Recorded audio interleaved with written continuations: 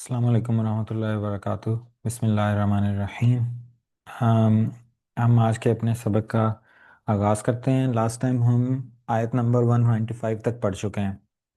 تو سورہ آل عمران کی 200 آیات ہیں اور اس میں سے صرف ہماری 5 ہی الحمدللہ رہ گئی ہیں۔ تو آج ہم اپنی آخری 5 آیات پوری کریں گے، اور اس کے بعد کیونکہ یہ جو شروع اس کے بعد ہم سمری جو ہے وہ سورہ آل عمران کی پڑھیں گے۔ سورہ البقرہ، سورہ آل عمران قرآن کی شروع کی ساری صورتیں جو ہیں، کیونکہ وہ لمبی ہیں تو اس لیے ایک ایک صورت کو پڑھتے ہوئے انسان کو اتنا ٹائم لگ جاتا ہے کہ ہم لوگوں کو عام طور پہ میرا خیال ہے سورہ بقرہ سورہ آل عمران پڑھتے ہوئے تقریباً 3 مہینے لگیں۔ تو وہ جب ٹاپکس اتنی لمبے عرصے کے لیے پھیلے ہوئے ہوں تو سمری اس کی کرنا بڑا فائدہ مند ہوتا ہے، تاکہ ہمیں اگلی صورت پہ جانے سے پہلے ہم اوور آل دیکھ لیں کہ اس صورت میں اللہ تعالیٰ نے کیا مین ٹاپکس ڈسکس کیے تھے۔ تو میری کوشش ہوگی کہ آج ہم سورہ آل عمران کی سمری پڑھیں۔ البتہ میں نہیں سمجھتا کہ آج ہم سمری کمپلیٹ کر سکیں گے، غالباً میں بھی فرسٹ ہاف کی ہم سمری کمپلیٹ کریں، اور باقی جو سمری ہے وہ سیکنڈ پارٹ میں ہم اگلے اگلے ویکینڈ پہ کریں گے۔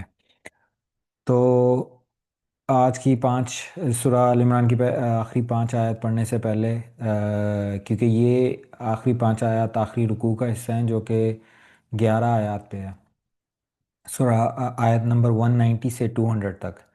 تو میں یہ چاہوں گا کہ ہم اس رکوع کی شروع کی آیات کا تھوڑا سا ریکیپ کر لیں، کیونکہ یہ رکوع جو ہے بہت اس کی آیات کنیکٹڈ ہے۔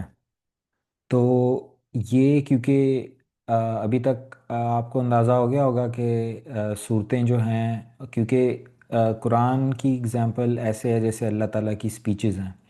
تو جب بھی کوئی اسپیکر سپیچ ڈلیور کرتا ہے تو عام طور پہ اسپیچ کتاب سے ڈیفرنٹ ہوتی ہے۔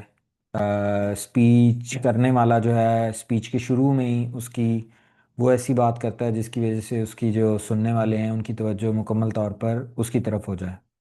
تو اس طرح ہمیں ہر صورت کے شروع کی آیات کو سمجھنے کا موقع ملتا ہے۔ پھر درمیان میں جو سپیکر ہوتا ہے وہ ڈیٹیلز میں جاتا ہے اور ٹاپکس جو ہیں ڈفرینٹ طریقے سے وہ ایکسپلین کرتا ہے۔ تو تقریباً ساری صورتوں کے درمیان میں جو ہے بہت زیادہ ڈیٹیلز ہوتی ہیں، لیکن آخر میں آ کے ہر سپیکر کو اپنی سپیچ کو ریپ اپ کرنا ہوتا ہے، اس کو سمرائز سپیکر کرتا ہے کہ ہم آج یعنی کہ ہم نے کیا ڈسکس کیا۔ تو اسی طرح اللہ تعالیٰ بھی اس صورتوں کے اندر عام طور پہ ویسے مطلب یہ تو دنیاوی حساب سے ہم دیکھتے ہیں اللہ تعالیٰ کسی قاعدے قانون کے کسی چیز کے پابند نہیں ہیں، لیکن اس طریقے سے ہمیں سمجھنے میں آسانی ہوتی ہے۔ تو یہ صورت کا بالکل آخری رکوع ہے، تو اس میں آلریڈی آپ یہ امیجن کر سکتے ہیں کہ سورہ آل عمران کی جو سمری ہوگی وہ تقریباً بیان ہو رہی ہوگی۔ سارے ٹاپکس جو سورہ آل عمران میں اللہ تعالیٰ نے جو باتیں کی ہیں وہ اللہ کی ہی زبان سے ہم اس کی سمری سن رہے ہیں۔ تو یہ جو آخری رکوع ہے نا، یہ بڑا قرآن کا اس حساب سے یونیک رکوع ہے، کیونکہ اس رکوع کے اندر میرے خیال میں جو یہ میرا اوپینین ہے، کوئی یا حدیث وغیرہ سے نہیں ہے، کہ جو اگر کوئی جاننا چاہتا ہے نا کہ ایک علمی طریقے سے جاننا چاہتا ہے کہ اگر کوئی اللہ پر ایمان لائے تو وہ کس طرح کی سٹیجز سے گزرے گا، اس بندے کی سوچ وہ کس سٹیجز سے گزرے گی، وہ بندہ کدھر کدھر جو ہے وہ کس طرح وہ اللہ تک پہنچے گا، تو وہ اللہ تعالیٰ خود اس رکوع میں بیان کرتے ہیں۔ تو آیت 190 میں اللہ تعالیٰ نے کہا ان فی خلق السماوات والارض واختلاف اللیل والنہار لآیات لأولی الالباب، یقیناً آسمانوں اور زمین کی تخلیق میں اور رات اور دن کے الٹ پھیر میں ہوش مند لوگوں کے لیے نشانیاں ہیں۔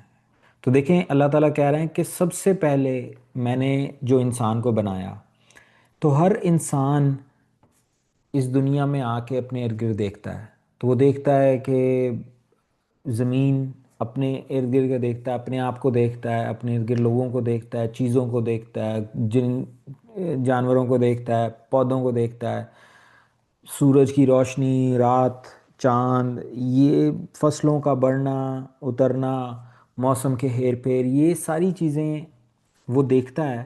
تو ابھی تو وہ آلریڈی اس بارے میں سوچتا ہے کہ یہ کون ہے جس نے، یہ کیا میرے ارد گرد نظام چل رہا ہے. اور اس دنیا میں وہ یہ آبزرو کرتا ہے. ابھی تک دیکھیں کہ اس شخص کو اللہ تعالیٰ جو بتا رہے ہیں، اس شخص کو ابھی تک کوئی نبی نہیں پہنچے، کوئی رسول نہیں پہنچے، کسی نبی کی دعوت نہیں ابھی تک اس تک پہنچی. یہ صرف انسان جو اللہ کی دی ہوئی عقل ہے، اور اگر اس نے اپنا سارا ٹائم جو ہے سوشل میڈیا اور ٹائم ضائع کرنے پہ نہیں اس نے لگایا ہوا، فلمیں ڈرامے اور سپورٹس کے ایونٹس اور یہ وہ، تو اگر وہ اس کے پاس وقت ہے تو اس کا دماغ خود یہ سوچے گا کہ یہ میرے ارد گرد کیا میلہ لگا ہوا ہے. یہ وہ شخص ہے. دیکھیں اللہ تعالیٰ نے کہا کہ اس میں صرف ہوش مند لوگوں کے لیے نشانیاں ہیں، جس کا کیا مطلب ہے؟ جو انسان توجہ نہیں کرے گا اور اپنی عقل استعمال نہیں کرے گا تو وہ اس ساری زندگی میں کتنے ہی سال گزار کے چلا جائے گا اور اس کو اللہ کی کوئی نشانی ہے وہ نہ غور کرے گا نہ اس کو سمجھ آئے گی.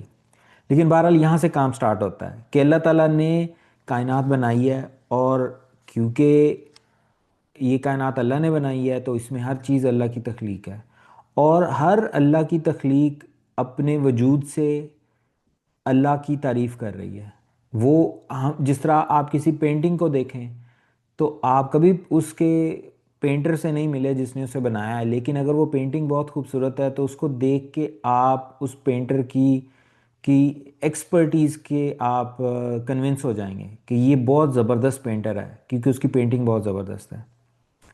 تو آبویسلی اگر پینٹنگ ہے تو اس کا مطلب ہے کسی نے اسے پینٹ کیا تو پھر ہی وہ ہے، ورنہ مطلب پینٹنگ ایویں تھوڑی تخلیق ہو جاتی ہے. آپ کوئی اچھی بک پڑھتے ہیں، کوئی ناول پڑھتے ہیں، تو وہ اچھا ناول کسی انسان نے سوچا، تخلیق کیا، تو لکھا تو پھر ہی وہ وجود میں آیا، ورنہ اے بی سی تو ویسے بھی ایگزسٹ کرتی ہے، الفاظ تو ویسے بھی ایگزسٹ کرتے ہیں.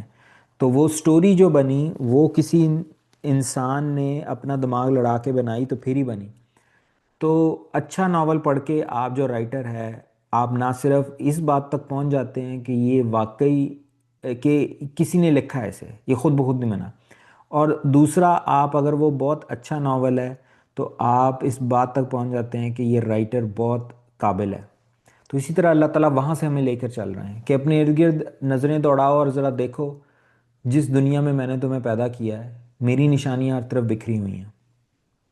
الذین یذکرون اللہ قیاما وقعودا وعلی جنوبہم، جو اللہ کا ذکر کرتے رہتے ہیں کھڑے بھی، بیٹھے بھی، اور اپنے پہلوؤں پر بھی. اب یہ دیکھیں یہاں پر اللہ ذکر کی بات کر رہے ہیں. اب یہ ایک ایسے انسان کی بات اللہ تعالیٰ بھی کر رہے ہیں جس تک کوئی نبی رسول پہنچے ہی نہیں.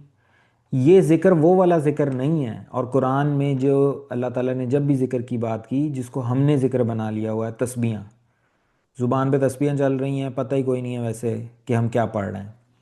ذکر کہتے ہیں یاد کو، کسی کے بارے میں سوچنا. تو اللہ تعالیٰ کہہ رہے ہیں کہ یہ میرا بندہ جو ہے جب اپنے ارد گرد میری نشانیوں کو دیکھتا ہے تو یہ یعنی میری نشانیوں کی جو خوبیاں ہیں وہ اسے کھینچتی ہیں. اور جب یہ ایک دفعہ یہ کام اس کے ساتھ سٹارٹ ہوتا ہے کہ یار یہ بڑی زبردست چیز ہے، کس نے بنائی ہے، تو یہ ایک کے بعد دوسری نشانی کی طرف جاتا رہتا ہے. مطلب اللہ تعالیٰ کی اتنی نشانیاں، اللہ کی خلاقی ہمارے ارد گرد پھیلی ہوئی ہے کہ جو بندہ بھی سوچنے لگے تو اس کو ایسے لگتا ہے جیسے وہ کسی بھنور میں پھنس گیا. اسے اردو میں بھنور کہتے ہیں لیکن انگلش میں اسے کہیں گے جیسے کوئی ورل پول ہوتا ہے، کوئی وورٹیکس ہوتا ہے جس میں آپ ایک دفعہ اگر پھنس جاؤ تو وہ آپ کو اندر ہی اندر کھینچتا جاتا ہے. بالکل اس طرح ایک انسان جب اللہ کی نشانیوں پہ غور کرنا شروع کرے تو اس کو ایک کے بعد دوسری، دوسری کے بعد تیسری، تیسری کے بعد چوتھی نشانی ملتی ہے، اور اس کو لگتا ہے کہ یہ تو ایک ایسا سفر ہے جو میں کبھی ختم نہیں کر سکوں گا. لیکن یہی کیفیت اس انسان کی اللہ بیان کر رہے ہیں کہ وہ کھڑے بھی، بیٹھے بھی، اور وہ لیٹا ہوا ہے، وہ کوئی کام میں مگن ہے، لیکن اس کا دماغ اب اللہ کی نشانیوں میں ایسا پھنسا ہے کہ وہ مسلسل نشانیوں کے تھرو اللہ کو یاد کر رہا ہے کہ کسی نے تو یہ چیز بنائی ہے، یہ نہیں ایسے بن سکتی. اور وہ کیا کرتا ہے؟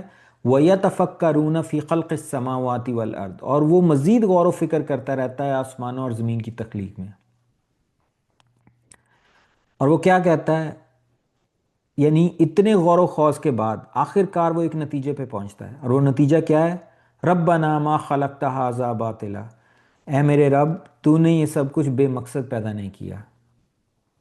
کتنی خوبصورت بات تک انسان صرف اپنی عقل کے تھرو پہنچ سکتا ہے، صرف اللہ کی نشانیوں کو دیکھ کے، لیکن اس کے لیے عقل کا استعمال ضروری ہے۔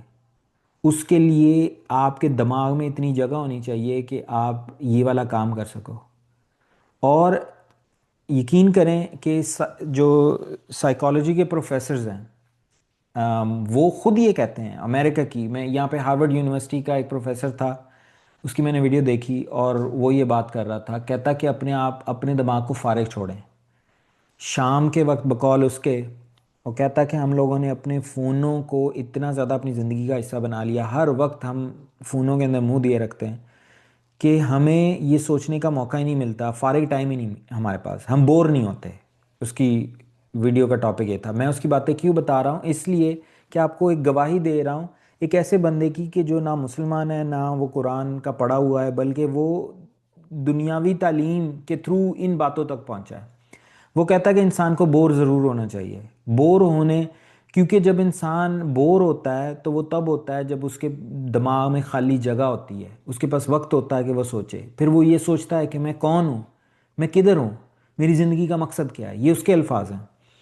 تو اس کے لیے ضروری ہے کہ ہم اپنا وقت جو ہے اپنی زندگی کی مصروفیات سے نکالیں، ہر وقت اپنے، یعنی اپنے فون میں، اپنے کام میں، اپنی جاب میں، اپنے بزنس میں، اپنی فیملی میں، ہر وقت وہیں پہ نہ لگائیں، بلکہ اور ٹی وی وغیرہ بھی اسی میں آتا ہے، بلکہ اپنے پاس اتنا فارغ وقت رکھیں کہ ہر دن کم از کم 1-2 گھنٹے تو آپ کے پاس ایسے ہوں کہ جب آپ اور کوئی کام نہ کرو، آپ کا دماغ خود بخود اللہ تک پہنچ جائے گا، اس وقت میں خود بخود پہنچے گا، کیونکہ آپ کا دماغ اس طرف جائے گا کہ میں کیا کر رہا ہوں، میں کدھر جا رہا ہوں،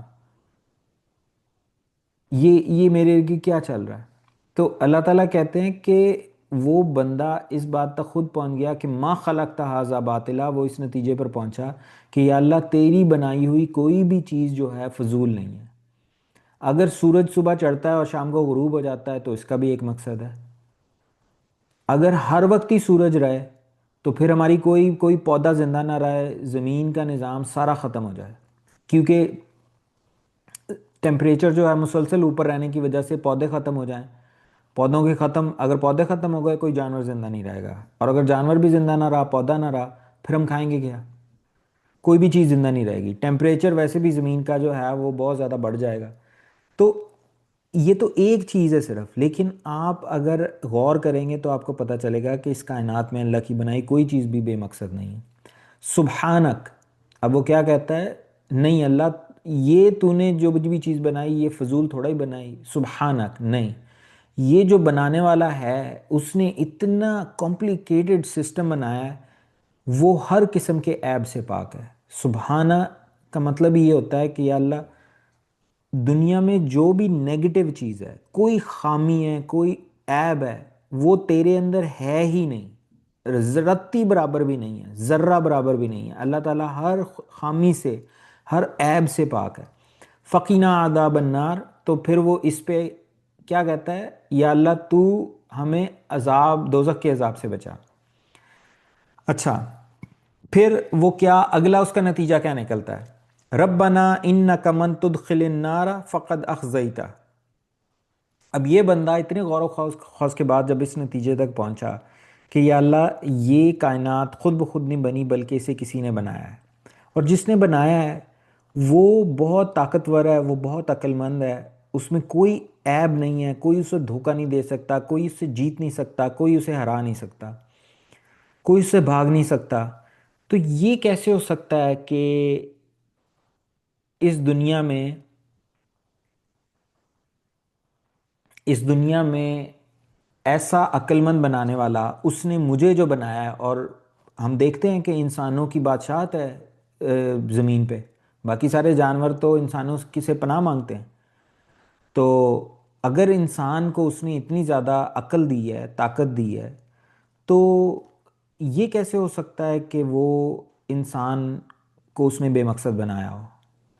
اور ہم اپنے ارد گرد دیکھتے ہیں کہ ایک انسان دوسرے انسان پر ظلم کرتا ہے۔ جو لوگ اس دنیا میں غلط کام کرتے ہیں عام طور پہ وہ دنیاوی حساب سے کامیاب ہو جاتے ہیں۔ جو جھوٹ بولتا ہے وہ پیسے بناتا ہے، جو دھوکہ دیتا ہے وہ پیسے بناتا ہے، جو سچ بولتا ہے اور اپنا وعدہ پورا کرتا ہے وہ دنیاوی حساب سے اتنا کامیاب نہیں ہوتا۔ جو ایماندار ہوتا ہے اس کے پاس تھوڑا ہوتا ہے، جو بے ایمان ہوتا ہے اس کے پاس زیادہ ہوتا ہے۔ تو سوچنے والا اس نتیجے تک پہنچتا ہے کہ یا اللہ یہ کیسے ہو سکتا ہے، اس نے اچھا کیا اور اس کے ساتھ اچھا نہ ہوا، اور اس نے برا کیا اور وہ کامیاب ہو گیا۔ تو اس کا مطلب یہ ہے کہ یہ دنیا جو ہے، یہ زندگی، یہ ادھوری ہے۔ اس میں برے کا برا نتیجہ نہیں نکل رہا اور اچھے کام کا اچھا نتیجہ نہیں نکل رہا۔ تو اس کا مطلب ہے کہ اس کے بعد کی کوئی اور دنیا ہوگی جس میں برے کام کرنے والے کو سزا ملے گی اور اچھے کام کرنے والے کو اس کی جزا ملے گی، تاکہ انصاف ہو سکے، تاکہ چیز کا ایک مقصد نکل سکے۔ ورنہ اگر یہ نہیں ہے تو پھر تو انصاف نہیں ہوا، اور جس رب نے یہ کائنات بنائی ہے وہ کیسے ہو سکتا ہے کہ انصاف نہ کرے؟ یہ کیسے ہو سکتا ہے کہ وہ چیزوں کو ادھورا چھوڑ دے؟ پوری کائنات کا تو مقصد ہے، لیکن جو اس کائنات کی سب سے زبردست تخلیق ہے، جس نے اس کائنات کے اوپر جو چھائی ہوئی ہے، انسان کی میں بات کر رہا ہوں، زمین پہ تو ہم چھائے ہوئے ہیں نا، تو اس سے اللہ کوئی پوچھ پرتیتی نہ کرے، یہ نہیں ہو سکتا۔ تو یہاں پہ وہ بندہ اس اپنی عقل سے یہاں تک پہنچ جاتا ہے کہ یا اللہ اس زندگی کے بعد ایک زندگی ہوگی جس میں حساب کتاب ہوگا۔ تو وہاں پر وہ پھر یعنی اپنے رب سے، جس کو اس نے ریئلائز کر لیا صرف اپنی دماغ کے تھرو، وہ اس دعا تک پہنچتا ہے کہ یا اللہ جو اگلی زندگی ہے جس میں حساب کتاب ہونا ہے، تو یا اللہ جس کو تو نے اس دنیا میں پکڑ لیا وہ رسوا ہو گیا، وما للظالمین من انصار، اور یا اللہ جس کو تو نے پکڑ لیا کوئی تیرے مقابلے پہ اس کی مدد کیسے کرے گا؟ آپ یہ سمجھ رہے ہیں اس انسان کی صرف عقل کو اور ذہن کو استعمال کرتے ہوئے وہ کس طرح اللہ تک پہنچ رہا ہے۔ اب اللہ تعالیٰ پکچر میں نبی انٹر کرتے ہیں۔ ربنا اننا سمعنا منادیا ینادی للایمان، اے ہمارے رب ہم نے ایک پکارنے والے کو سنا جو ایمان کی ندا دے رہا تھا۔ یہاں پر نبی اور رسول اللہ تعالیٰ نے پکچر میں انٹر کیے کہ میں نے جب ایسے بندے کے پاس میرا نبی پہنچا اور میرا رسول پہنچا اور اس نے اسے اللہ کی طرف بلایا، تو اب وہ بندہ کیا کہتا ہے؟ یا اللہ میں تو آلریڈی تیری تلاش میں تھا، اور پھر ایک بندے کی پکار میں نے سنی جو صدا دے رہا تھا ایمان کی۔ کیا کہہ رہا تھا؟ ان آمنوا بربکم، وہ بلا رہا تھا ایمان لاؤ اپنے رب پر۔ تو اب اس بندے نے کیا بات کی، اس کو غور سے سنیے گا۔ فآمنا، یا اللہ ایک لمحے کو بھی دیر نہیں میں نے کی، میں فوراً ایمان لایا۔ کیوں؟ کیونکہ اپنی عقل کے تھرو آلریڈی میں تیری تلاش میں بہت آگے نکل چکا تھا، میں تو تجھے ڈھونڈ رہا تھا۔ تو جب ایک بندے کی میں نے بات سنی جو کہ وہی بات کر رہا تھا جو کہ میرے دل میں تھی، مجھے ایمان لانے میں ذرہ برابر بھی دیر نہیں لگی۔ جو لوگ اس درجے پہ ہوتے ہیں نا وہ صدیقین ہوتے ہیں، اور یہ نبیوں سے بالکل ایک درجہ نیچے والا ہے۔ سورہ بقرہ میں ہم پڑھ کے ہیں، اس سے یہ نہیں بلکہ سورہ بقرہ میں نہیں، غالباً یہ یاد نہیں آ رہا کہ یہ کس صورت میں ہے۔ بہرحال یہ جو سورہ فاتحہ میں ہم پڑھتے ہیں اہدنا الصراط المستقیم صراط الذین انعمت علیہم، تو یہ وہ چار لوگ ہیں قرآن میں جس کا اللہ نے ذکر کیا کہ ان کے اوپر میں نے انعام کیا، نبی، صدیقین، شہداء اور صالحین۔ تو جو بندہ صالح، جو صدیقین ہوتے ہیں وہ لوگ ہوتے ہیں کہ جو اتنا یعنی وہ ان کا اللہ سے کنیکشن بن چکا ہوتا ہے کہ جو ہی اللہ کی طرف سے کوئی حکم آتا ہے، اللہ کی کوئی بات ان تک پہنچتی ہے، اللہ کا یعنی اللہ کی طرف سے کوئی بھی اللہ پہ ایمان لانا ہو یا اللہ کا کوئی حکم پورا کرنا ہو، وہ فوراً انہیں رتی برابر بھی انہیں دیر نہیں لگتی، وہ فوراً اپنے آپ کو اللہ کے سامنے ڈال دیتے ہیں۔ تو یہ بندے نے وہی کیا، اور اس طرح کے لوگ ہسٹری میں رہے ہیں، اس طرح کے لوگ ہسٹری میں رہے ہیں۔ جو حضرت عمر کے بہنوئی تھے، حضرت عمر کی جو بہن تھی فاطمہ، ان کا ان کے بہنوئی کا نام جو مجھے غالباً یاد نہیں آ رہا، شاید زید تھا ان کے بہنوئی کا نام۔ تو یہ وہی ہیں کہ جو جب حضرت عمر جو ہیں وہ حضور صلی اللہ علیہ وسلم کو نعوذ باللہ قتل کرنے کے لیے تلوار لے کے نکلے تھے، تو ایک صحابی سے ملاقات ہوئی، انہوں نے پیچھے اپنی بہن کی طرف بھیج دیا کہ اپنی بہن کی کے گھر، اپنے گھر کی خبر لے، تو یہ وہاں پہنچے، وہاں پہ انہوں نے بہن اور بہنوئی دونوں کی جو ہے وہ بہت زیادہ ان کو مارا اور پٹائی کی تھی ان کی، تو یہ وہی تھے۔ اور حضرت عمر کے گھر کو یہ فضیلت حاصل ہے کہ عشرہ مبشرہ میں دو لوگ، صرف ایک ہی گھر ایسا ہے جس کے دو لوگ ہیں، اس میں حضرت عمر ہیں اور یہ ان کے بہنوئی جو تھے۔ تو ان کے جو فادر تھے حضرت عمر کے بہنوئی کے، وہ حضور صلی اللہ علیہ وسلم کی نبوت سے پہلے فوت ہو گئے تھے۔ وہ بت پرست نہیں تھے، بلکہ وہ خانہ کعبہ کے چادر پکڑ کے اور اللہ سے رو رو کے دعا مانگا کرتے تھے کہ یا اللہ میں صرف اور صرف تیری ہی عبادت کرنا چاہتا ہوں، تجھی سے محبت کرنا چاہتا ہوں، تجھے ہی منانا چاہتا ہوں، لیکن یا اللہ میں کیا کروں، مجھے پتہ نہیں ہے کہ میں کیسے صرف تیری عبادت کروں، مجھے پتہ ہی نہیں ہے۔ تو اس دنیا میں یہ والی کمی نبی اور رسول آ کر پورے کرتے ہیں، ہمیں بتاتے ہیں جو اگر ہم اپنی عقل استعمال کریں تو اللہ تک تو ہم خود ہی پہنچ سکتے ہیں، اس بات تک ہم خود پہنچ سکتے ہیں کہ اس کائنات کا کوئی بنانے والا ہے۔ نبی آ کر ہمیں یہ بتاتے ہیں کہ اس رب کو تم نے منانا کیسے ہے، وہ رب تم سے چاہتا کیا ہے، یہ کمی آخر نبی پوری کرتے ہیں۔ تو اب دیکھیں اس بندے کی بات، اس نے کیا کہا، فآمنا، میں فوراً ایمان لے کر آیا، اور کیا اللہ سے دعا کی، ربنا فاغفر لنا ذنوبنا وکفر عنا سیئاتنا، تو سب سے پہلی دعا کی کہ یا اللہ میں تجھ پہ ایمان لے آیا آج سے پہلے، کیونکہ اب نبی پہنچ گئے ہیں تو اب نبی بتا رہے ہیں کہ اللہ کیا چاہتے ہیں اور کن باتوں سے منع کرتے ہیں۔ تو اب یہ بندہ کہہ رہا ہے فاغفر لنا ذنوبنا، یا اللہ آج تک میں نے تیری جو حکم عدولی کی تو مجھے اس پہ معاف کر دے۔ اور دوسری دعا کیا کی، وکفر عنا سیئاتنا، اور میری برائیاں مجھ سے دور کر دے۔ اب وہ اللہ سے مدد مانگ رہا ہے، کیا مدد مانگ رہا ہے، ایمان لے آیا تو اب اللہ سے جو ہے پیسہ نہیں مانگ رہا، اللہ سے بڑا گھر نہیں مانگ رہا، اللہ سے صحت نہیں مانگ رہا، اللہ سے لمبی عمر نہیں مانگ رہا، دنیا نہیں ہے اس کی دعا میں۔ دعا میں کیا آیا بخشش کے بعد، وَكَفِّرْ عَنَّا سَيِّئَاتِنَا، یا اللہ تو میری ہیلپ کر کہ میں جو تیری نافرمانی کرتا ہوں میں وہ بند کر دوں، میری برائیاں مجھ سے دور کر دے۔ اللہ کی مدد مانگی جا رہی ہے اللہ کی اطاعت کے لیے۔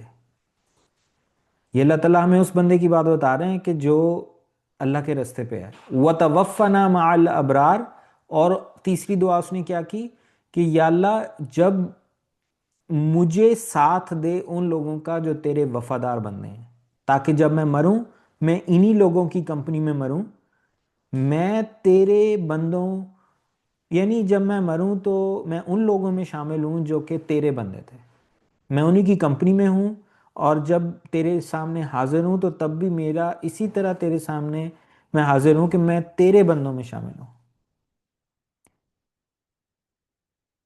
کیا ہماری زندگی میں اس طرح کے رنگ کتنے ہیں؟ ہم کتنا فارغ ٹائم رکھتے ہیں؟ آج کل کا یہ بہت بڑا المیہ ہے، مسلمانوں کا ہی نہیں سارے انسانوں کا، کہ فارغ ٹائم کسی کے پاس ہے ہی نہیں، فارغ ٹائم نہیں ہے۔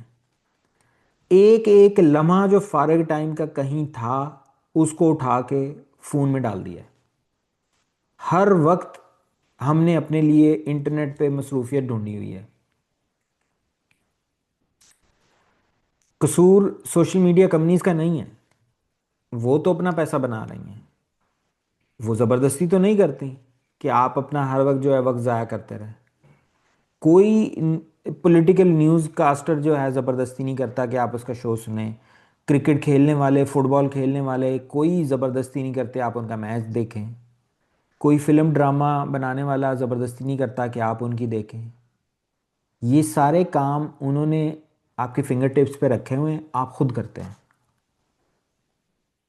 مزے کی بات یہ ہے کہ شیطان بھی کوئی زبردستی نہیں کرتا، اللہ نے اسے اختیار نہیں دیا، وہ کبھی آپ سے جھوٹ نہیں بلواتا، آپ خود بولتے ہیں، میں خود بولتا ہوں۔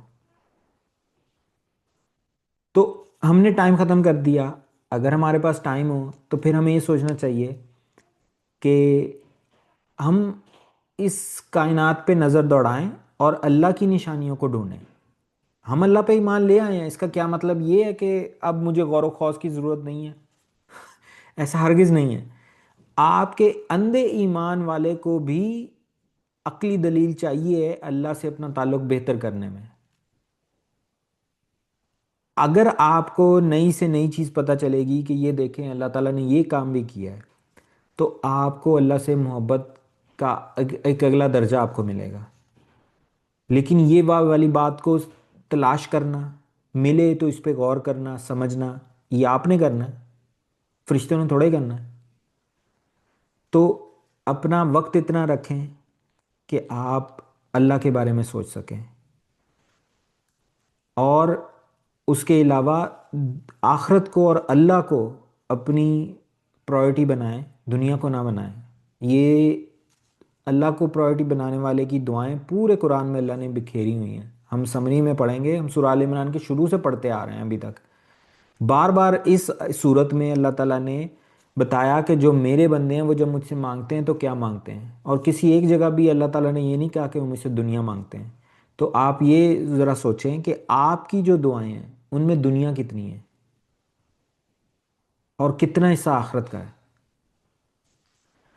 اور صرف الفاظ کو نہ گنیے گا بلکہ اپنے دل کی تڑپ کو گنیے گا۔ اگر آپ آخرت کی مانگتے بھی ہیں تو اگر وہ مانگتے ہیں یا اللہ معاف کر دے، یا اللہ معاف کر دے، چلو جی دو چار جملے بول کے، اور پھر دنیا کی جب دعائیں سٹارٹ ہوتی ہیں تب جو دل کا درد ان دعاؤں میں جھلکتا ہے، اگر ایسا ہے تو یہ زیادتی ہے۔ آف کورس اللہ سے مانگنا اٹ سیلف ایک بہت بڑی عبادت ہے، چاہے دنیا ہو، آخرت ہو، جیڑی مرضی چیز ہو۔ اگر آپ یعنی کوئی بھی چیز مانگ رہے ہیں، اللہ سے مانگ رہے ہیں، یہ اٹ سیلف ایک بہت بڑی بات ہے، بہت اچھی بات ہے۔ میں البتہ جس درجے کی طرف اشارہ کر رہا ہوں وہ ٹاپ کا لیول ہے، اور ٹاپ کا لیول کیا ہے؟ ہم مانگیں، اللہ سے مانگیں، لیکن جو مانگیں وہ بھی آخرت مانگیں، اور اس میں بھی سب سے اچھا یہ کہ ہم اللہ سے اللہ ہی کو مانگیں۔ ہم اللہ تعالیٰ سے یہ مانگیں کہ یا اللہ میں تجھ سے محبت کروں، اس سے مانگیں کہ یا اللہ میں اپنی محبت میں سچا نہیں ہوں تو تو مجھے یہ توفیق دے کہ میں تجھ سے محبت میں سچا ہو جاؤں۔ تو مجھے یہ توفیق دے کہ میں ایسے، تجھے اعمال پسند ہیں تو یا اللہ تو مجھے توفیق دے کہ میں ایسے اعمال اکٹھے کر سکوں کہ جو میری محبت کا ثبوت بن جائے۔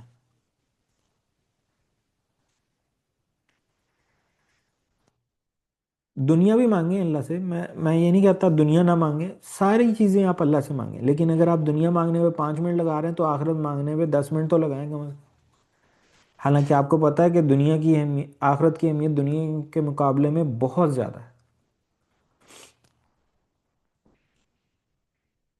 پھر اب یہ بندہ کیونکہ اب رسول کی تعلیم سیکھ چکا ہے، اللہ کا یہ بندہ، تو اب وہ آگے کیا کہہ رہا ہے؟ ربنا وآتنا ما وعدتنا علی رسولک، اے ہمارے رب ہمیں وہ بخش دے سب کچھ جس کا تو نے وعدہ کیا ہم سے اپنے رسولوں کے ذریعے سے۔ تو اس میں دیکھیں سب سے پہلے بات جو کہ ڈائریکٹ نہیں بتائی لیکن اس میں آبویس ہے کہ اس بندے نے جو جو رسول نے آ کے وعدے کیے وہ ان پہ اس نے یقین کر لیا، اس نے رسولوں کے وعدے پہ یقین کیا۔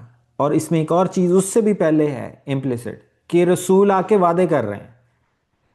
اگر میں تھوڑی سی سلینگ لینگویج یوز کروں تو رسول آ کے سبز باغ دکھا رہے ہیں۔ ہر رسول نے یہ کیا، نبی نے یہ کیا، کیا کیا؟ انہوں نے کہا دنیا میں اللہ کے لیے قربانی دو، آخرت جب ہوگی تو پھر وہاں پہ تمہیں یہ مل جائے گا، 70 حوریں بھی مل جائیں گی، جنت بھی مل جائے گی، یہ ملے گا۔ تو ایک بندہ جو کہ سینک ہو وہ تو یہ بات سن کے کہے گا واہ یہ تو سبز باغ دکھائے جا رہے ہیں، دنیا میں قربانی مانگی جا رہی ہے، اور اس کے بدلے میں جو ہے اس کا وہ ایک ٹرک کی بتی کے پیچھے لگایا جا رہا ہے، مرو گے تو پھر جاؤ گے، مرنے کے بعد کون واپس آیا، کس نے آ کے کیا بتایا؟ یہ دھوکہ، یہ والی بات آپ اپنے نفس سے بھی سنیں گے، اور شیطان مزید آپ کو یہ پٹی پڑھائے گا۔ آخرت کس نے دیکھی؟ تو یہ جو وعدے ہیں نا، یہ اللہ کے دین کا ہر نبی کے تھرو، کیونکہ اللہ کا دین تو ایک ہی ہے، ہر نبی اسی دین پہ آئے، تو یہ شروع سے ایک بہت بڑا ایک چیلنج رہا ہے کہ یہ سارا ادھار کا سودا ہے، ایک وعدہ ہے، تو وعدے پہ یقین کرنا۔ اور اب دیکھیں وہ بندہ بات کیا کر رہا ہے کہ یا اللہ ہمیں وہ سب کچھ بخش دے جس کا تو نے وعدہ کیا اپنے رسولوں کے ذریعے، وَلَا تُخْزِنَا يَوْمَ الْقِيَامَةِ، اور ہمیں رسوا نہ کرنی قیامت کے دن۔ اس دنیا میں اگر کوئی بندہ 4 لوگوں میں اس کی بےزتی ہو جائے تو اس کو رات کو نیند نہیں آتی، ایک نارمل بندے کو۔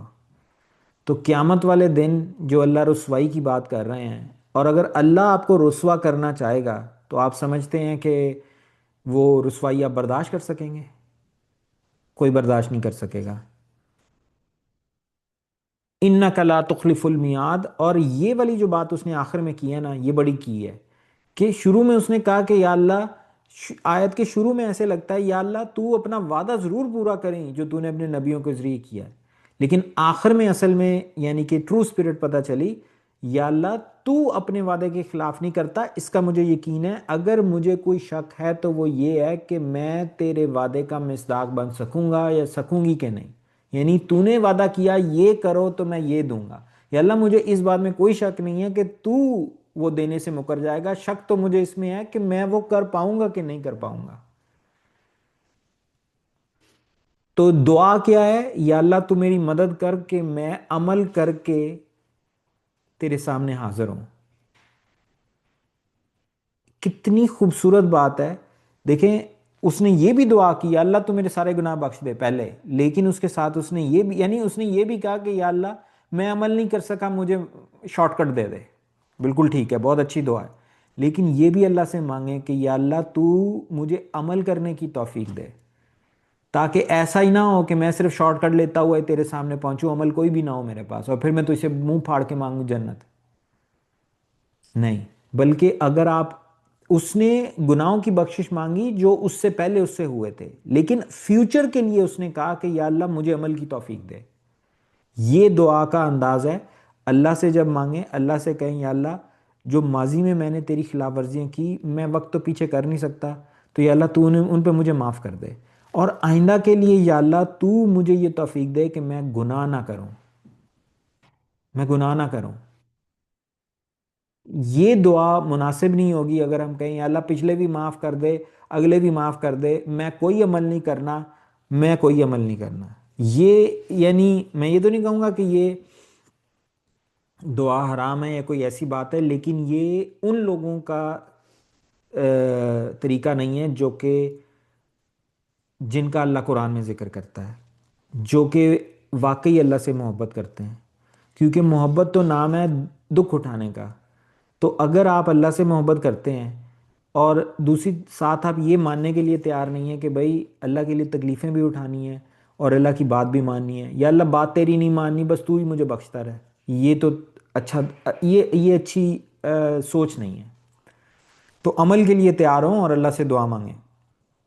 تو اب اس بندے کی یہ ابھی تک ہم نے 5 آیتیں پڑھی، 5 آیتوں میں اللہ تعالیٰ نے اپنے بندوں کا سارا فلسفہ ہمیں بتا دیا کہ وہ سوچ ان کی کیا ہوتی ہے، کتنی مزیدار تھی۔ تو اب اللہ تعالیٰ نے کیا کہا؟ اب اللہ تعالیٰ پکچر میں آئے، فَاسْتَجَابَ لَهُمْ، تو ان کے رب نے ان کی دعا قبول فرمائی۔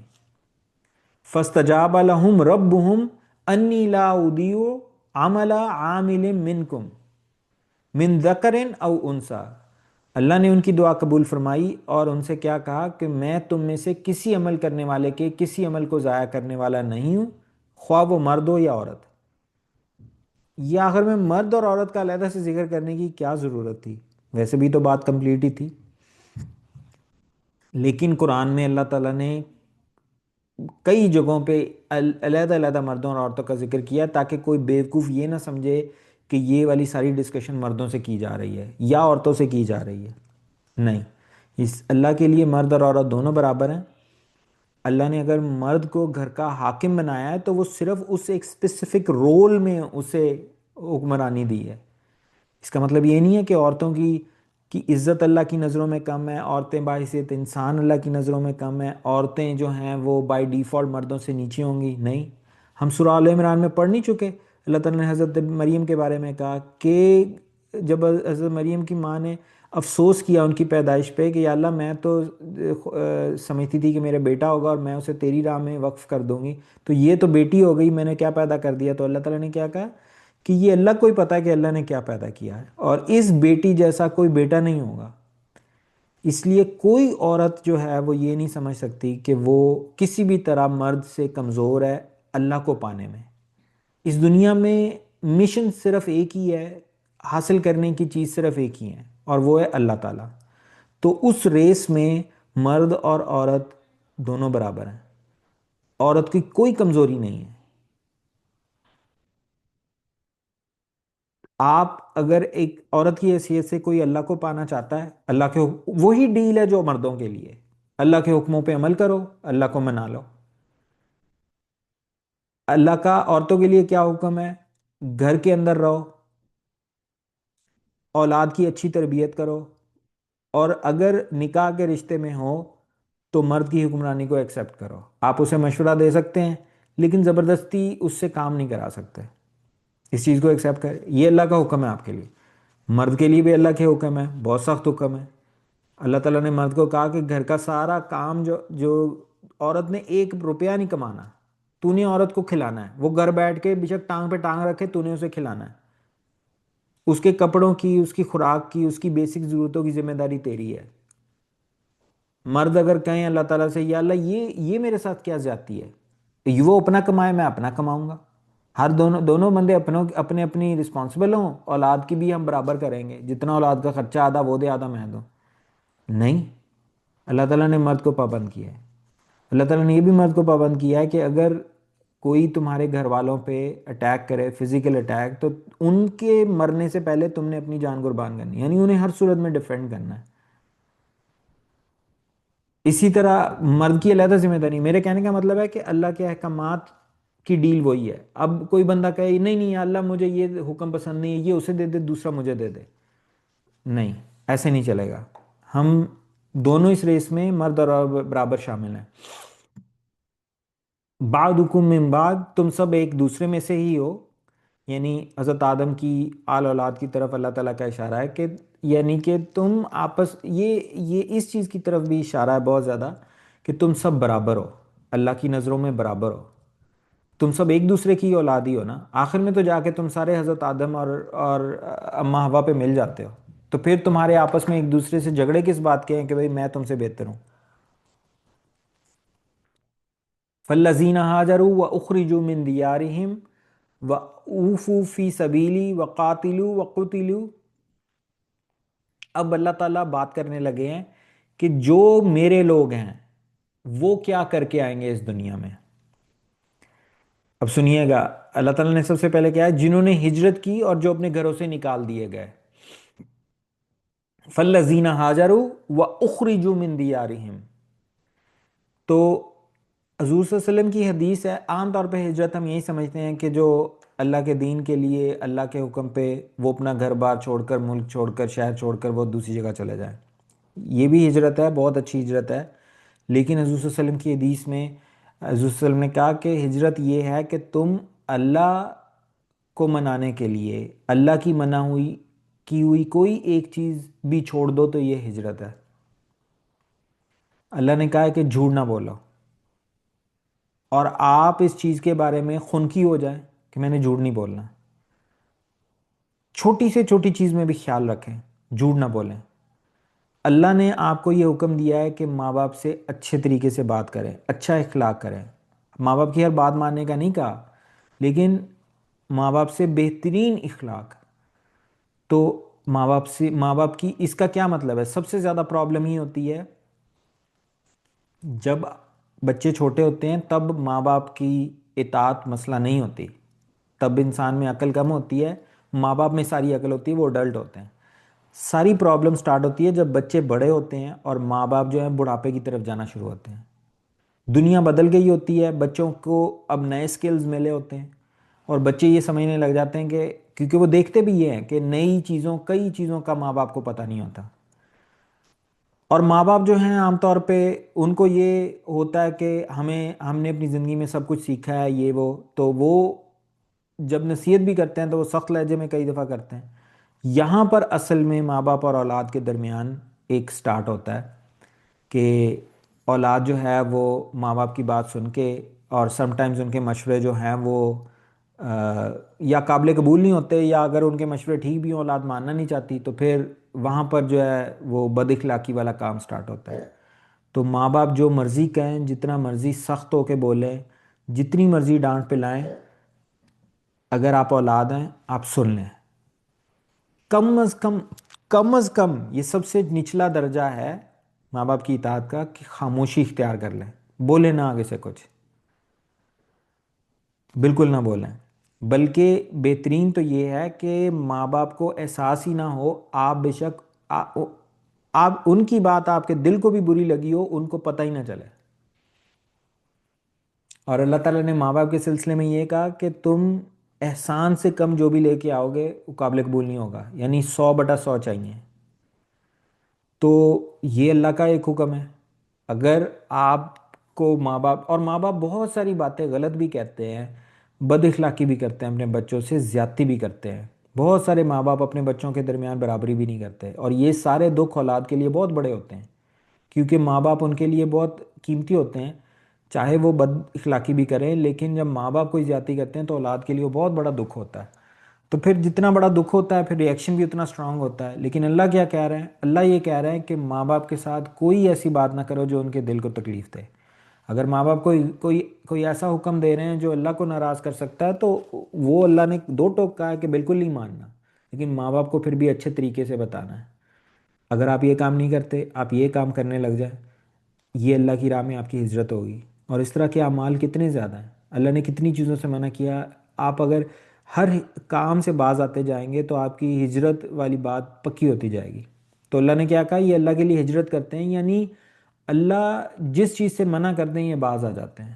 وَأُخْرِجُوا مِن دِيَارِهِمْ، اب یہاں پہ ایکچولی اس ہجرت کی طرف اشارہ ہے کہ جنہیں اپنے گھروں سے نکال دیا گیا۔ اب یہاں پہ ہمارے لیے سوچنے کی بات یہ ہے کہ یہ لوگ گھروں سے کیوں نکالے گئے اللہ کی راہ میں؟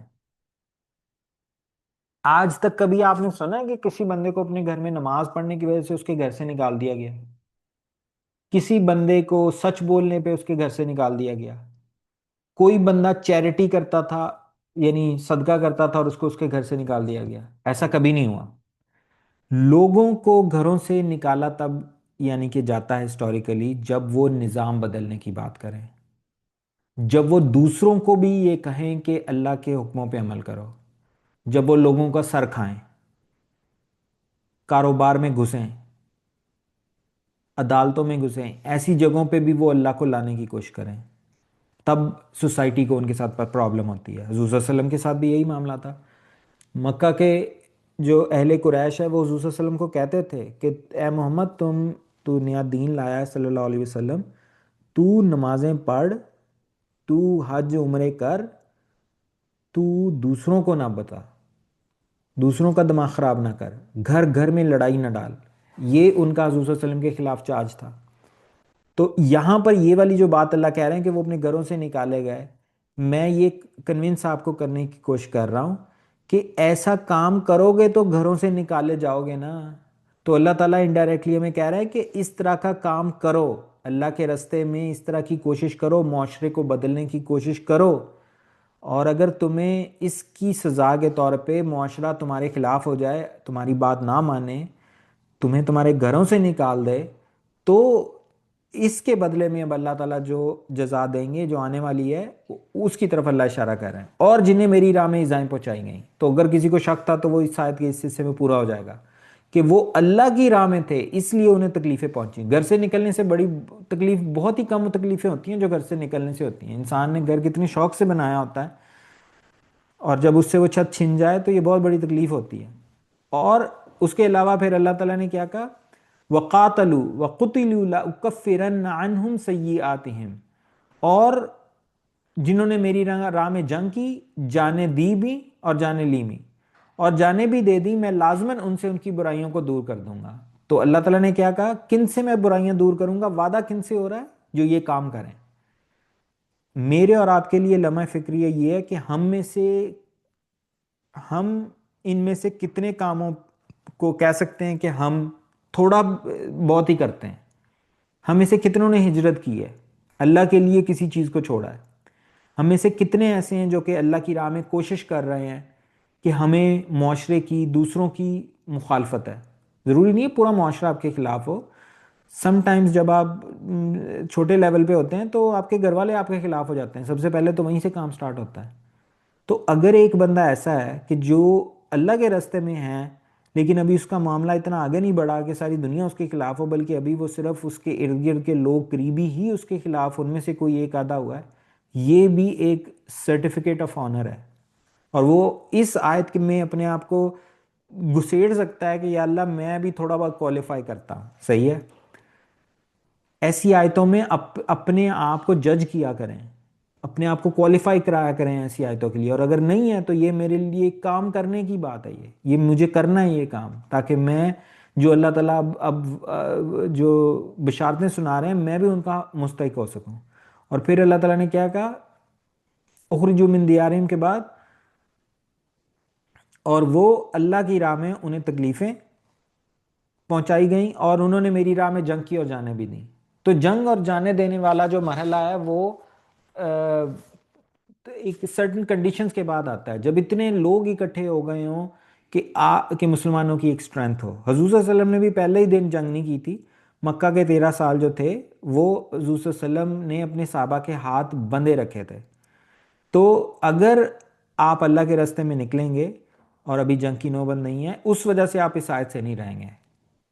آپ پہلی والی کنڈیشنز کو پورا کریں، اپنے آپ کو ٹھیک کریں اور اللہ کے راستے میں سٹرگل کریں، تو اللہ تعالیٰ نے کہا کہ میں لازماً ان سے ان کی برائیوں کو دور کر دوں گا۔ کتنے ہی لوگ ہیں جو یہ کہتے ہیں کہ مجھ سے بری عادتیں چھوٹتی نہیں ہیں، لیکن اگر آپ اللہ کی راہ میں نکلیں گے تو اللہ کا وعدہ ہے کہ اللہ تعالیٰ آپ سے برائیاں دور کر دے گا۔ اس کا مطلب آخرت میں بھی ہے بائی دا وے، کہ جو برے اعمال ہیں وہ ہمارے ساتھ ایک دھبے کی طرح ہوتے ہیں، تو اللہ تعالیٰ کہہ رہے ہیں کہ میں تم سے تمہاری برائیوں کے وہ دھبے دور کر دوں گا، اور کیا کروں گا، وَلَا أُدْخِلَنَّهُمْ جناتٍ تجری من تحتها الانہار، اور میں لازماً انہیں داخل کروں گا باغات میں جن کے نیچے ندیاں بہتی ہوں گی، ثوابا من عند اللہ، ثوابا من عند اللہ، یہ بدلہ ہوگا اللہ کے پاس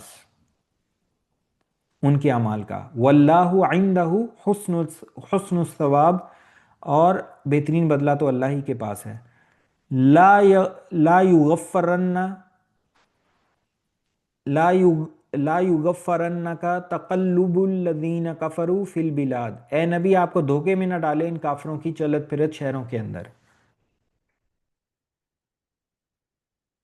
حضور صلی اللہ علیہ وسلم کے ارد گرد جو کافر تھے اور منافق تھے اور یہودی جو تھے، اب یہ ذہن میں رکھیں یہ صورت ہے غزوہ احد کے بعد اور غزوہ بدر کے بعد سورہ آل عمران کی زیادہ حصہ آیا تھا، تو اس وقت حضور صلی اللہ علیہ وسلم کے اراؤنڈ منافق یہودی زیادہ تھے۔ تو یہ لوگ ایسے تھے جن کے پاس دنیا میں دولت تھی، بالکل جس طرح آج ہے۔ ہر زمانے میں ایسا ہی رہا ہے کہ مال و دولت ایسا لگتا ہے کہ زیادہ تر مال و دولت جو ہے وہ اللہ کے نافرمانوں کے ہاتھ میں اللہ رکھتا ہے، تو اللہ تعالیٰ انہیں دنیا دیتا ہے۔ تو حضور صلی اللہ علیہ وسلم کو اللہ تعالیٰ کہہ رہے ہیں کہ ان لوگوں کی دنیاوی جو ٹھاٹھ ہے، پریسٹیج ہے، وہ آپ کو دھوکے میں نہ ڈال دے۔ کس چیز کے دھوکے میں؟ کہ اے نبی اور حضور صلی اللہ علیہ وسلم سے زیادہ اللہ تعالیٰ ہم سے مخاطب ہیں کہ تم ان لوگوں کی دنیاوی کامیابی دیکھ کر یہ نہ سمجھ بیٹھنا کہ یہ واقعی کامیاب ہیں، اور کہیں ان کو فالو نہ کرنے لگ جانا، اور اللہ سے کہیں یہ والی بات نہ پوچھنے لگ جانا کہ یا اللہ یہ بندہ تو تیرا اتنا نافرمان ہے اور تو نے اس کو اتنا نوازا ہے۔ دنیا دنیا کا سامان، دنیا کی دولت اللہ تعالیٰ کی طرف سے نعمت اور رحمت نہیں ہے۔ یہ مسلمانوں نے بہت جہالت، یعنی کہ کیونکہ علم جو ہے کم ہو گیا ہے تو اس کی وجہ سے لوگ اس طرح کی باتیں کرتے ہیں۔ دنیا کا مل جانا اللہ تعالیٰ کی طرف سے ایک رحمت نہیں ہے، بلکہ ایک بہت بڑا ٹیسٹ ہے۔ دنیا کے تھرو کیا آپ اللہ کو نہیں پا سکتے؟ بالکل پا سکتے ہیں۔ اگر آپ کو اللہ تعالیٰ دولت دے تو اس دولت سے آپ اللہ تعالیٰ کو حاصل کرنے کی کوشش کر سکتے ہیں۔ آپ اس دولت کو اپنی ضرورتوں کو کم سے کم رکھیں، اور اس دولت کو اللہ کی راہ میں خرچ کریں، اللہ کے دین کے لیے خرچ کریں، لوگوں کی مدد کرنے کے لیے خرچ کریں، تو یہ دولت آپ کے لیے رحمت ہوگی، کیونکہ آپ نے اس سے اللہ کو پا لیا۔ لیکن عام طور پہ دولت کا اثر انسان پہ یہ نہیں ہوتا۔ جس انسان کو دولت ملتی ہے اس کا دماغ خراب بہت آسانی سے ہو جاتا ہے۔ اس کو لگتا ہے کہ میرے پاس دولت ہے تو وہ اپنی ضرورتوں کو بڑھا لیتا ہے، ضرورتوں کو بڑھا لیتا ہے، بہت بڑا گھر میری بیسک ضرورت ہے وہ کہتا ہے، میرے پاس ایک سے زیادہ گاڑیاں ہونی چاہیے، میرے بچوں کے لیے علیحدہ گاڑی ہو، میری وائف کے لیے علیحدہ گاڑی ہو، ماں باپ کے لیے علیحدہ گاڑی ہو، یہ میری بیسک ضرورت ہے، وہ کہتا ہے بیسک، اس کے بغیر تو میں زندہ ہی نہیں رہ سکتا۔ تو اللہ تعالیٰ حضور صلی اللہ علیہ وسلم کو کیا کہہ رہے ہیں کہ آپ ان کافروں کی دنیا کو دیکھ کے آپ متاثر نہ ہو، انہیں کامیاب نہ سمجھیں، اور نہ ہی کامیاب سمجھنے سے بھی زیادہ کہیں آپ حضور صلی اللہ علیہ وسلم تو اس چیز سے پاک تھے، لیکن اللہ تعالیٰ اصل میں ہمیں کہہ رہے ہیں کہ تم میں متاثر نہ کریں اور تم ان کو فالو کرنے کی کوشش نہ کرو۔ تو کیا کرو؟ اللہ تعالیٰ نے کیا کہا کہ یہ کیا ہے؟ متاع قلیل، یہ تو بس تھوڑا سا فائدہ اٹھانا ہے۔ متاع کہتے ہیں سامان کو، بار بار اللہ تعالیٰ نے اس دنیا کی چیزوں کو سامان کہا ہے، اور وہ سامان جو جیسے سفر کا سامان ہوتا ہے اس سے یہ کیا۔ ثم مأواہم جہنم، جہنم پھر ان کا ٹھکانہ جہنم ہی ہے، وبئس المہاد، اور وہ بہت ہی برا ٹھکانہ ہے۔ تو اللہ تعالیٰ دو آیتوں میں دو ٹوک کہہ رہے ہیں کہ جو بندہ اس دنیا کے پیچھے چلا اور اس نے اللہ کو اگنور کیا تو یہ بہت گھاٹے کا سودا ہے، یہ نہ کیجیے گا۔ کرنے کا کام کیا ہے؟ لیکن الذین، اس کے برعکس وہ لوگ، اتقوا ربہم، جن لوگوں نے اپنے رب کا تقوی اختیار کیا۔ اور بار بار میں یہ گزارش کر چکا ہوں، تقوی کسے کہتے ہیں؟ تقوی کہتے ہیں اللہ کی پرواہ کرنا، دل میں بے چینی کی کیفیت رہنا ہر وقت کہ اللہ تعالیٰ کہ ہاں میں کیسا ہوں، اللہ تعالیٰ میرے بارے میں کیا سوچتے ہیں، اللہ تعالیٰ مجھے اچھا انسان سمجھتے ہیں، میں نے کہیں ایسا کوئی کام تو نہیں کیا کہ جس سے میرے اللہ مجھ سے ناراض ہے۔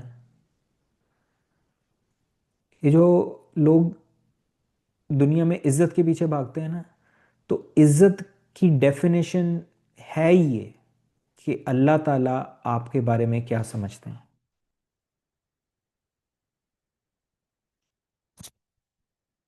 ہیلو، عزت کی ڈیفینیشن صرف، سوری میرے انٹرنیٹ جو تھا وہ تھوڑا سا اس کا مسئلہ ہو گیا تھا، میں یہ کہہ رہا تھا کہ عزت کی ڈیفینیشن ہے ہی صرف یہ کہ اللہ تعالیٰ کی نظروں میں میرا کیا مقام ہے۔ اگر اللہ تعالیٰ مجھے اچھا انسان سمجھتے ہیں، میں کائنات میں، دنیا میں نہیں، اپنے محلے میں نہیں، پوری کائنات میں عزت دار ہوں۔ لیکن اگر اللہ تعالیٰ مجھ سے ناراض ہیں اور مجھے اچھا انسان نہیں سمجھتے، اللہ کی نظروں میں اگر میں اچھا نہیں ہوں، تو پھر میں محلے میں نہیں، میں ہر جگہ پوری کائنات میں ذلیل ترین انسان ہوں، پھر میرا کوئی مقام نہیں ہے، گلی کا جانور بھی مجھ سے بہتر ہے۔ عزت صرف اللہ تعالیٰ، عزت کے لیے صرف اللہ کو دیکھیں، دنیا کو نہ دیکھیں۔ لوگ آپ کو کیا کہتے ہیں، کیا سمجھتے ہیں، سلام کرتے ہیں، یہ عزت نہیں ہے۔ اور اس کی ایگزامپلز آپ کو دنیا میں نظر آ جائیں گی۔ ہر اس دنیا میں اکثر لوگ، ہر تو نہیں، اکثر لوگ دنیاوی عزت کے پیچھے بھاگتے ہیں، اور ان کو ملتا کیا ہے؟ کوئی بندہ بھی ایسا نہیں ہے جو یہ کہے کہ سارے ہی مجھ سے خوش ہیں۔ یہ شادی میں عام طور پہ لوگوں کو دعوت دیتے ہیں، 100 لوگوں کو دعوت ہوتی ہے، ان کے سامنے 4 ڈشیں پیش ہوتی ہیں، بہترین کھانا، بہترین سٹنگ، سب کچھ کرنے کے بعد جاتے ہوئے کوئی نہ کوئی کیڑا، کوئی نہ کوئی عیب نکال کے عام طور پہ کئی لوگ جاتے ہیں۔ آپ لوگوں کو کبھی خوش نہیں کر سکتے، سب کو نہیں خوش کیا جا سکتا۔ تو لوگوں کو خوش کرنے کی کوشش نہ کریں، اللہ کو راضی کرنے کی کوشش کریں۔ تو اللہ تعالیٰ نے کیا کہا کہ لیکن الذین اتقوا ربہم لہم جنات تجری من تحتها الانہار، اس کے برعکس جن لوگوں نے اپنے رب کی پرواہ کی، اور یہ پرواہ کرنا ایسا نہیں ہے کہ دن میں 5 دفعہ کی، دن میں 1 دفعہ کی، سال بعد اللہ یاد آیا تو 1 دفعہ کی، وہ بھی بہت اچھا ہے، میں یہ نہیں کہہ رہا کہ وہ بھی کرنا چھوڑ دیں۔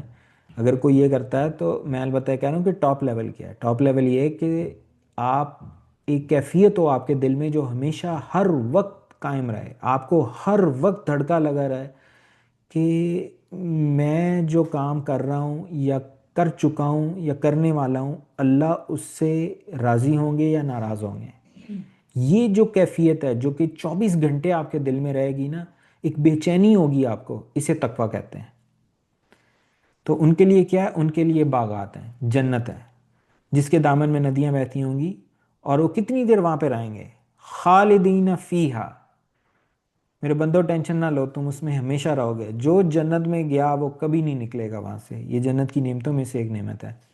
اور یہ جو جنت کا ذکر اللہ تعالیٰ نے کیا ہے، یہ کیا ہے؟ نزلم من عند اللہ، یہ ان کے لیے ابتدائی مہمان نوازی ہوگی، ابتدائی مہمان نوازی۔ تو جو اصل مین کورسز آنے ہیں، جو اصل مہمان نوازی ہونی ہے، وہ تو اس کا ذکر ہی نہیں ہمیں ملتا قرآن میں یا حدیث میں۔ اور اس کی وجہ یہ نہیں ہے کہ وہ کوئی سیکرٹ اللہ تعالیٰ نے رکھی ہے، بلکہ اس کی وجہ یہ ہے کہ ہم اس ذکر کو سمجھ نہیں سکتے، ہمارا دماغ بہت محدود ہے۔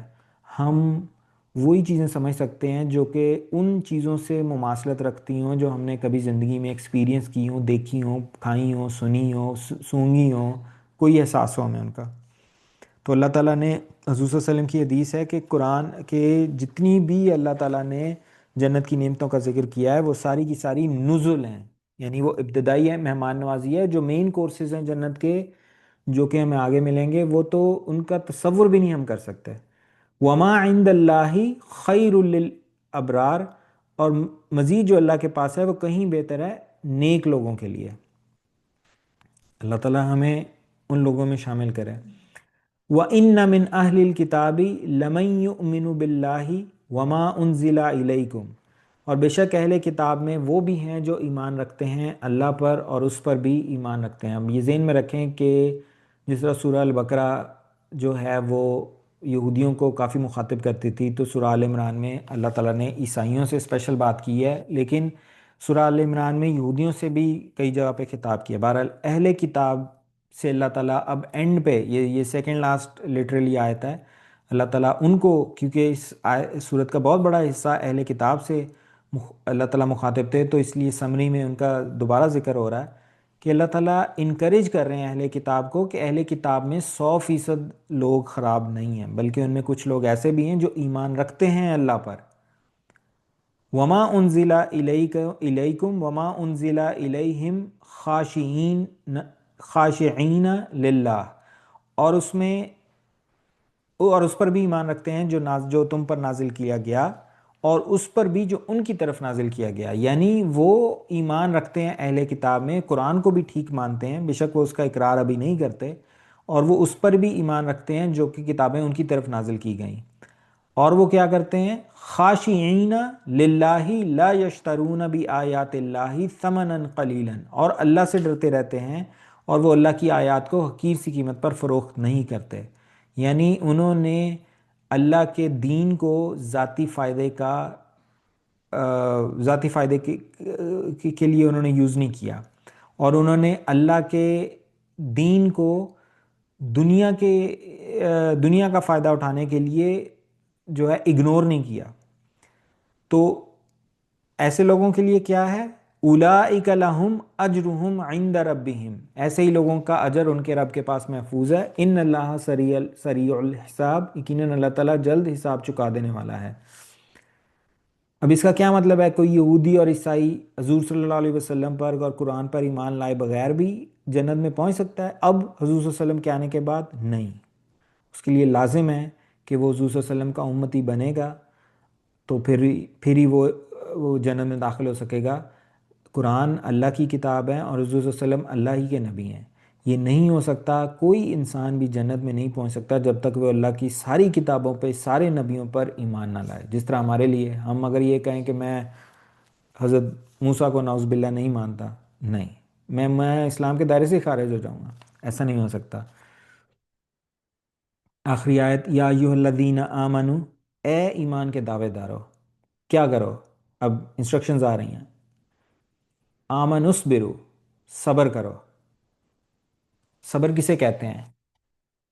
مسکین رونی صورت بنا کر اور خاموش جو ہے وہ کلے کلے بہ کے رونا، اور اپنی جو ہے وہ دکھوں پہ جو ہے دنیاوی سٹرگل کے دوران جو ہے آپ کو مسئلے پیش آتے ہیں اس کے اوپر دکھ کرنا، نہیں۔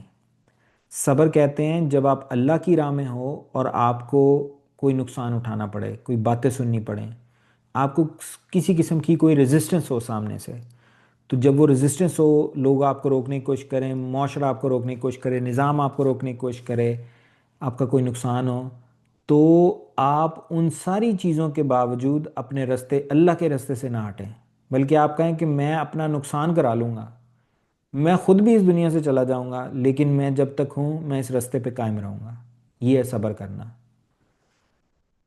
آمن برو وصابرو، اور صبر کرو، آلریڈی یہ ایک بہت بڑا تقاضا ہے، لیکن اللہ نے کہا وصابرو، اور صبر میں اپنے دشمنوں سے بڑھ جاؤ۔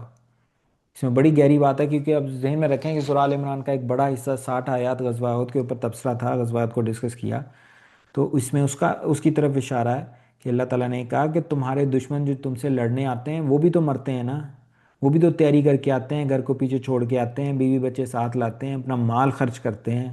تو تم اللہ کے بندو اگر مال خرچ کرتے ہو، تمہیں تو جنت کا اور اللہ کا لالچ ہے، ان کو کس چیز کا لالچ ہے؟ ان کو جس چیز کا لالچ ہے اپنے بتوں کا، وہ تو ویسے بھی جھوٹے ہیں، تو وہ تو انتہائی یعنی کہہ لو کہ بغیر کسی مقصد کے اتنی قربانیاں دے رہے ہیں، اور اس کے باوجود وہ صابر ہیں، وہ پھر بار بار تم پہ چڑھ آتے ہیں۔ تو اے میرے بندو، جو تم اللہ کے لیے صبر کر رہے ہو، تمہیں تو اپنے دشمنوں سے کہیں زیادہ صابر ہونا چاہیے۔ ہماری زندگی میں اس کا عکس کدھر ہے؟ یہ کوشچن مجھے اور آپ کو اپنے آپ سے پوچھنا چاہیے۔ ہماری زندگیوں کی حقیقت تو یہ ہے کہ ہم میں سے اکثر لوگ اللہ کے راستے میں ہی نہیں ہیں۔ مسلمانوں کی اکثریت، ان کا اللہ کے راستے سے دور دور تک کا کوئی تعلق نہیں ہے۔ ان کی زندگی کا مقصد یہی ہے کہ وہ پیسے کما لیں، سیٹ ہو جائیں، گھر بنا لیں، گاڑی ہو جائے، بچے ٹھیک جگہوں پہ پہنچ جائیں، ریٹائرمنٹ سیکیور ہو جائے، صحت اچھی رہے۔ یہ ان کی زندگی کا مقصد ہے۔ اور اس کے علاوہ چھوٹی موٹی جو ان کی زندگی میں جھگڑے چلتے ہیں، رشتہ داروں سے لڑائیاں ہیں، وہ جیت جائیں، کوئی انہوں دے اگے انہوں نے ہاتھ لا کے جا نہ سکے کتے۔ یہ زندگی کا مقصد ہے۔ تو پھر یہ والی باتیں، صبر والی باتیں، یہ تو پتہ نہیں کدھر چلی جاتی ہیں۔ کہیں پہ بھی قرآن میں اللہ تعالیٰ نے یہ نہیں کہا کہ دنیا کو حاصل کرنے کی دوڑ میں جو تمہاری ٹانگ ٹوٹے اس پہ تم صبر کرو، نہیں۔ صبر ہو ہی تب سکتا ہے جب ہم اللہ کے راستے میں ہوں، پھر تکلیفیں آئیں اور ہم ان تکلیفوں سے گھبرا گھبرا کے پیچھے نہیں ہٹنا، یہ ہے صبر۔ اور آخری بات اللہ نے کیا کی، سوری سیکنڈ لاسٹ بات، ورابطو، اور ڈسپلنڈ رہو۔ یہ بھی اگین غزوہ احد کی طرف اشارہ ہے، کیونکہ مسلمانوں نے اپنا ڈسپلن توڑا تھا، تو اللہ تعالیٰ نے مسلمانوں کو ہلکی سی سزا دی تھی کہ مسلمانوں کے کئی لوگ قتل ہوئے، اور ایک جیتی ہوئی جو جنگ تھی وہ شکست میں تبدیل ہو گئی۔ تو اللہ تعالیٰ یاد کروا رہے ہیں مسلمانوں کو کہ ڈسپلنڈ رہو، ہجوم نہیں بننا، آرگنائزڈ رہو، آپس میں رابطے رکھو، کسی جماعت کا حصہ ہو، کوئی جماعت ہو تمہاری، اور تم یعنی اللہ کی رسی کے نیچے، قرآن کے نیچے ایک مقصد کی طرف بڑھو، اور آپس میں بڑے ڈسپلن طریقے سے بڑھو۔ واتقوا اللہ، اللہ کا تقوی اختیار کیے رکھو، لعلکم تفلحون، تاکہ تم فلاح پاؤ۔ اس کے ساتھ ہماری سورہ آل عمران کمپلیٹ ہوئی۔ تو ابھی ہم 5 منٹ کی بریک لیتے ہیں، اور اس کے بعد ہم سورہ آل عمران کی سمری جو ہے وہ پڑھنا سٹارٹ کریں گے۔